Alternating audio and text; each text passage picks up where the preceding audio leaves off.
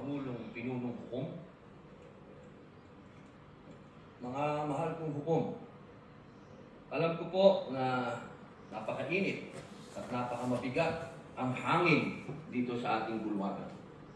Punong-puno ng tensyon, kalaisipan, pero habang abala po tayo sa politika, maraming mahalagang panukala ang hindi nabibigyan ng pansin. Mga panukalang batas na hindi tungkol sa kapangyarihan, kundi tungkol sa buhay, sa sakit, sa gutom, sa karapatan ng manggagawa. Tulad na lamang po ng medical cannabis bill. Hindi po ito usaping droga. Ito'y usaping dignidad. Araw-araw may mga batang may epilepsy, may mga cancer patients, may mga nanay at tatay na umiiyak sa sakit, humihingi ng legal na lunas. Nandito na po ang solusyon, pero pinapatagal pa natin. Gaano ba katagal natin hahayaang magdusa ang kapwa natin? Isa pa po, ang mga panukala ukol sa pagtataas ng minimum wage ng mga manggagawa sa pribadong sektor. Hindi po nagpapahinga ang presyo ng bilihin.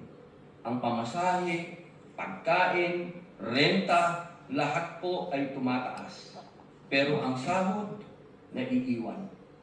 Kailangan po nating ipaglaban ang manggagawang Pilipino. Ibigay na natin ang nararapat para sa kanila.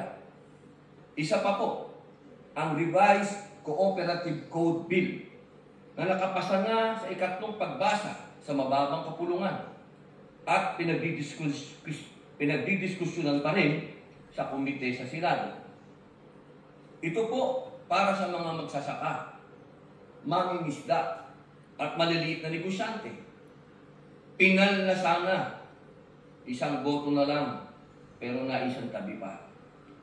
Sila po ang bumubuhay sa probinsya. Sila rin ang tunay na haligi ng lokal na ekonomiya. Bakit natin sila pinaghihintay? Mga mahal kong kasama sa Senado, unang-una na po ang aking BFF. I love you, pare. Alam kong may kinakaharap tayong seryosong krisis pampolitika.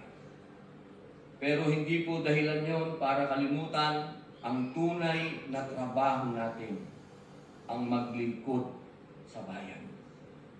Ang hustisya pwedeng isabay sa serbisyo, hindi kailangang mamili. Pakiusap ko po, huwag nating hayaang matabunan ng ingay ng politika ang sigaw ng ordinaryong Pilipino. Habang pinagdidibatihan natin ang impeachment, may mga kababayan tayong inihintay ang gamot, dagdag sahod at ng pag-asa.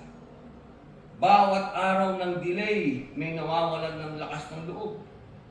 Bawat hindi pagtutok, may Pilipinong nawawala ang tiwala. Ilan lamang ito sa mga panukalang batas na naantala dahil sa usapin ng impeachment.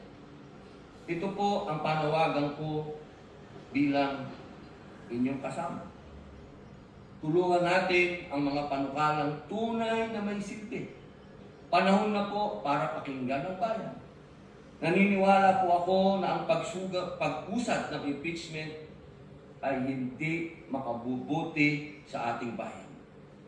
Ang ganitong hakbang ay hindi lamang nagbubunsod ng lalong pagkakahati-hati ng ating sambayanan, kung hindi isa ring sakabal sa patuloy na pagganap ng ating mga tungkuling legislatura, lalo na po sa Senado.